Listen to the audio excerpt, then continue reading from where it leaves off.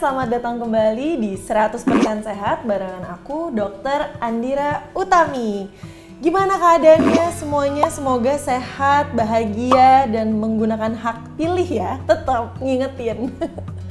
Nah, hari ini aku bukan ngebahas tentang pemilu, bukan ngebahas tentang quick count, pastinya.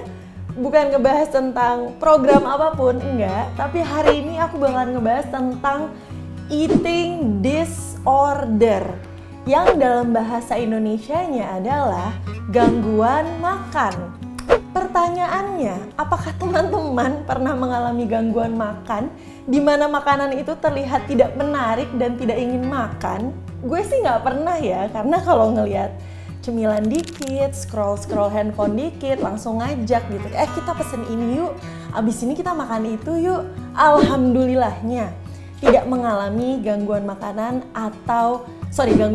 ataupun eating disorder. Tapi kalau teman-teman penasaran nih, emang ada dok orang-orang yang mengalami kesulitan makan atau melihat makanan itu sebagai sesuatu yang menyeramkan, jadi males makan?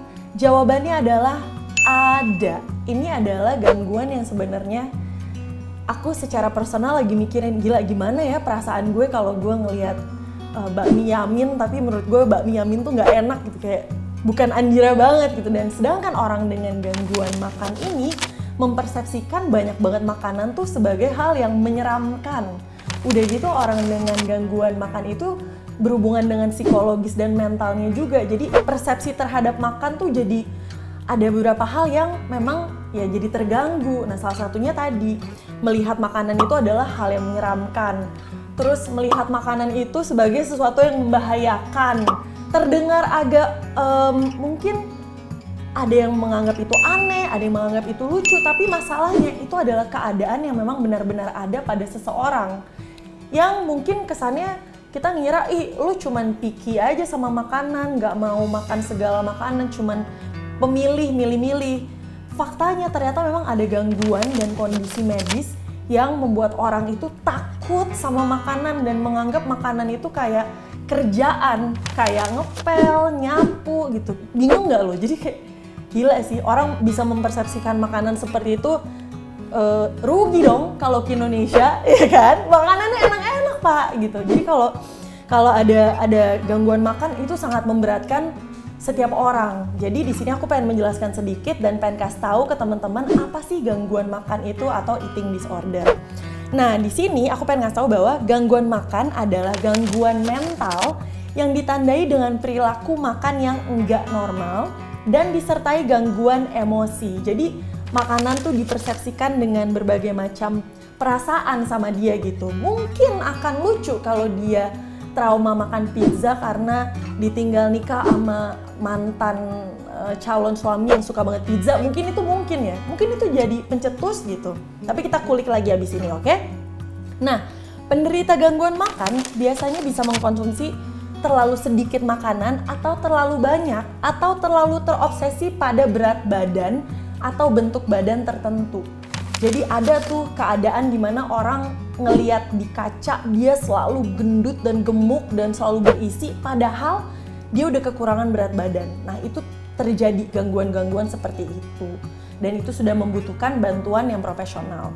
Nah, karena makanan itu adalah salah satu kebutuhan dasar, gangguan makan ini perlu banget kita ketahui teman-teman sekalian. Jadi nggak cuma terjadi pada anak-anak kecil doang yang biasanya makannya tuh lebih jadi pemilih. Ternyata gangguan makan ini bisa terjadi sampai usia orang tersebut 40-50 tahun gitu. Jadi ini adalah kondisi yang ternyata bisa berlanjut gitu. Nah, kondisi apa sih ini yang bisa berlanjut sampai dewasa? Hari ini aku akan ngebahas spesifik tentang gangguan makan yang namanya ARFID. ARFID. ARFID. Yang artinya adalah Avoidant Restrictive Food Intake Disorder. Ini seperti kayak kalau di dunia medis tuh karena ilmunya selalu berkembang dan dinamis, aku pun sebagai dokter kayak ya ampun, apalagi nih yang baru, ya ampun, apalagi nih penyakit dan disorder yang baru ditemukan gitu. Tapi faktanya memang begitu, dunia sains dan medis tuh selalu berkembang terus. Jadi nggak heran kalau di bulan keberapa, tahun keberapa, tiba-tiba ada penyakit baru, tiba-tiba ada obat baru, tiba-tiba ada vaksin baru, seperti yang kita alami pas lagi COVID tuh. Itu gambaran tentang gimana dinamisnya dunia kesehatan gitu. Jadi emang kita tuh harus bersiap-siap dan kalau bisa selalu hidup sehat biar terhindar dari segala macam disorder ini gitu. Karena hidup di Indonesia dan di Jakarta sudah cukup keras. Kalau bisa jangan sakit, oke? Nah, berikut ini aku mau ngejelasin dulu beberapa jenis gangguan makan dan gejalanya. Salah satunya ada namanya gangguan makan berlebihan. Udah tahu ya pasti gejalanya adalah apa? Makannya berlebihan. Saat mengidap gangguan ini, seseorang biasanya makan dalam jumlah banyak, lalu merasa kehilangan kendali dengan pola makannya. Jadi mungkin analoginya seperti melihat berbagai macam piring lauk di atas meja rumah makan Padang kali ya, gitu. Gue suka nggak punya kontrol tuh, tiba-tiba piring sebelah sana diambil, sebelah sini diambil, tidak terkendali. Tapi tidak cuma terjadi hanya sekali, terus menerus kalau orang punya gangguan makan berlebih. Nah, pengidap akan makan lebih cepat dan banyak saat tidak lapar dan melanjutkan. Jadi ini gejalanya biasanya orangnya nggak lapar, tapi makannya tetap cepat dan makannya tetap banyak. Kok itu aku? Nah, seperti halnya bulimia, pengidap akan merasa jijik pada dirinya sendiri dan malu atas perilakunya, tetapi tidak berusaha untuk berolahraga atau memuntahkan makanannya. Jadi kalau bulimia tuh biasanya orang habis makan terus dia mencoba memuntahkan makanannya. Tapi kalau gangguan makan berlebih nggak mencoba untuk dimuntahin. Nah biasanya nih si bulimia, gak tau teman-teman pernah dengar nggak sih bulimia nervosa tuh, dimana orang habis makan banyak merasa bersalah terus dia nyodok-nyodok tenggorokannya pakai telunjuk biar muntah karena dia merasa bersalah dengan makan yang dia makan gitu. Tapi gangguan makan berlebih tidak seperti itu.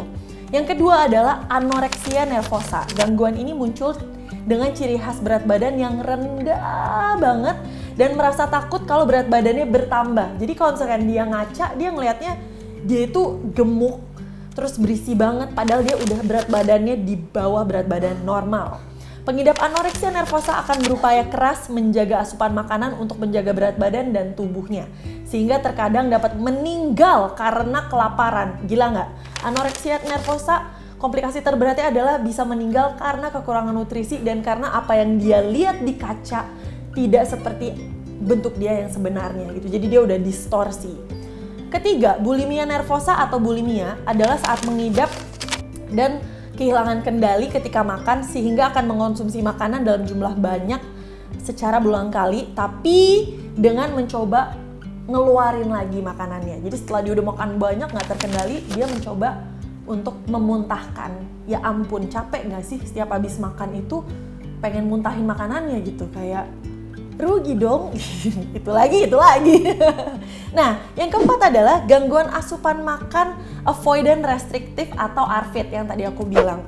Nah, kenapa hari ini aku ngebahas ARFID? Karena semalam sebelum tidur aku habis nge-scroll Instagram, terus ketemu satu video reels ada anak kecil umur 8 tahun.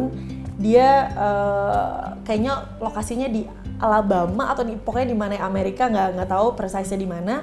Tapi dia bikin video terus dia bilang, "Hai teman-teman, hari ini aku mau nyobain buah apel untuk pertama kali." Terus kayak, "Hah? Masa sih baru nyobain apel gitu?" Nah ternyata anak ini punya dan mengidap ARFID, dimana dia itu menganggap warna merah apel atau apapun yang merah itu berkorelasi dengan darah, sehingga dia takut sama makanannya gitu. Jadi pengidap ARFID ini juga sangat terdampak sebenarnya kehidupan sosialnya, karena makanan-makanan normal gitu yang harusnya menyenangkan dan enak, di kepalanya ada persepsi lain gitu, kayak teksturnya menyeramkan, dia mungkin mengkorelasikan tekstur yang lembek-lembek itu mirip ulet bulu, atau tekstur yang keras itu mirip batu, kayak gitu persepsinya sama orang-orang yang mengidap ARFID. Nah, kondisi ini terjadi ketika seseorang membatasi jumlah atau jenis makanan yang dikonsumsi. Berbeda sama anoreksia nervosa, orang dengan ARFID tidak memiliki citra tubuh yang terdistorsi. Nah, gangguan makanan ini paling sering terjadi pada masa kanak-kanak usia pertengahan, tapi tidak menutup kemungkinan bahwa bisa berlanjut terjadi sampai orang itu dewasa. Banyak anak mengalami fase pilih-pilih makanan, tapi anak dengan gangguan makan ARFID tidak mengkonsumsi cukup kalori untuk tumbuh kembang dengan baik.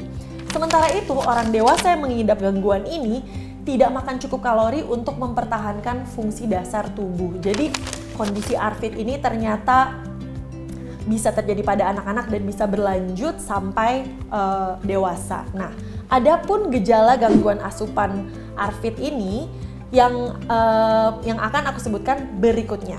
1. Ada pembatasan terhadap jenis atau jumlah makanan. Kedua, nggak berminat sama sekali sama makanan. Ngelihat makanan tuh kayak, oh makanan gitu, kayak bukan sesuatu yang wow gitu. Ketiga, penurunan berat badan yang dramatis atau drastis. Keempat, sakit perut atau sering dapat masalah pencernaan lainnya gitu. Jadi keadaan ARFID ini tuh sebenarnya kalau kita lihat dari perspektif orangnya yang mengidap, sebenarnya pasti dia sedih karena dia itu susah untuk bersosialisasi, untuk bisa selain bersosialisasi dia jadi susah juga untuk kesehatan diri dia sendiri karena kecenderungannya orang dengan ARFID itu berat badannya tuh susah naik karena dia makanan tuh dia takut gitu, dia takut sama makanan, dia takut sama tekstur makanan. Kasihan sebenarnya, nah tapi memang ada terapinya dan harus ke dokter gitu. Nah tapi anak-anak dengan ARFID, sekali lagi aku mau ingetin ibu-ibu misalkan ada yang punya anak di rumah masih balita atau usia pertengahan tuh mungkin di antara 7-10 tahun bisa mengalami awalnya biasanya gejalanya tuh susah banget dikasih berbagai macam jenis makanan. Udah dikasih dengan berbagai tekstur, berbagai rasa, berbagai bentuk, berbagai warna. Dia nggak mau makan gitu. Nah biasanya dimulai sebagai picky eater baru bisa mengalami atau biasanya cenderung jadi ARFID gitu. Tapi anak-anak dengan ARFID komplikasi dan dampaknya pastinya bisa tidak memperoleh gizi yang cukup, kekurangan nutrisi, pertumbuhannya jadi tertunda, masalah pada berat badan, dan juga kesulitan di sekolah atau melakukan berbagai aktivitas. Karena pertama nutrisinya kurang, kedua makanan yang dia makan tuh bener-bener sedikit gitu. Biasanya orang-orang dengan ARFID itu punya list makanan yang ditakutkan sama makanan aman, safe food and fear food gitu. Kesian sebenarnya kondisi ini kalau dialami seorang gitu. Nah jadi yang perlu diingat, mungkin bisa nih jadi bahan pertanyaan baru buat bu ibu atau siapa yang punya keponakan. Kalau anak atau keponakannya gak pengen banget makan ini, itu coba deh tanya, kamu takut ya sama wortelnya? Mungkin pertanyaan itu terdengar lucu, tapi kalau sampai dia bilang iya, selamat, Anda sudah mungkin memberikan dokter cara lebih cepat mendiagnosis ARFID gitu. Mungkin kalau kamu tanya, kamu takut ya sama wortelnya? Terus dijawab, iya wortel soalnya bentuknya kayak ular. Mungkin banget anak itu bisa berpikir kayak gitu. Jadi dengan mengetahui informasi ini kalian bisa mendapatkan dan bisa tahu pertanyaan-pertanyaan apa aja yang bisa dikasih ke anak yang misalkan terasanya tuh susah makan. 1, kamu takut sama makanannya. Kedua, kamu takut nggak sih sama warna makanannya? Ini kamu lihatnya sebagai apa nih warna merah ini? Gitu boleh ditanya lebih interaktif. Ketiga, emang teksturnya atau rasanya atau bentuknya ini ya menggelikan ya atau sebagainya gitu. Jadi ternyata ini bukan permasalahan rasa makanan yang enak doang. Ternyata ada kondisi di mana secara mental dan psikis seorang anak atau seorang yang sudah dewasa bisa takut dan bahkan enggan memakan makanan normal yang biasa kita lihat di meja sehari-hari gitu. Nah penyebabnya itu sebenarnya ada banyak, bisa dikondisikan karena genetik, biologis, keturunan, psikologis, ataupun karena ada tekanan dari masyarakat gitu. Jadi memang ini kondisi mental yang masih cukup terbilang kompleks gitu. Tapi ada pemeriksaan dan cara mendiagnosisnya. Pastinya pertama dokter akan cek fisik secara menyeluruh, lalu akan ada pemeriksaan secara psikologi dan akan dilihat juga oleh salah satu matriks penilaian yaitu Diagnostic and Statistical Manual of Mental Disorder ataupun DSM. Nah itu untuk menentukan apakah gejalanya sesuai dengan gangguan makan tertentu gitu. Jadi jangan sedih teman-teman kalau misalkan ada yang mengalami atau merasa anaknya, saudaranya atau temennya merasa gangguan makan. coba digali lebih dalam. Jangan-jangan ini jauh lebih lebih besar dari cuman gak mau makan, tapi siapa tahu terjadi ada gangguan-gangguan secara psikis dan mental lainnya yang mempengaruhi anak atau teman atau keluarga jadi malas makan gitu. Jangan lupa untuk nonton 100% Sehat episode yang lainnya supaya kalian bisa nambahin ilmu tentang kesehatan dan seputarnya. Jangan lupa juga kalau misalkan mau ngobrol-ngobrol sama aku untuk download Fanmade dan bisa ngobrol-ngobrol dan tanya-tanya jawab tentang apapun yang berhubungan tentang kesehatan pastinya. Oke? See you on the next episode. Bye-bye.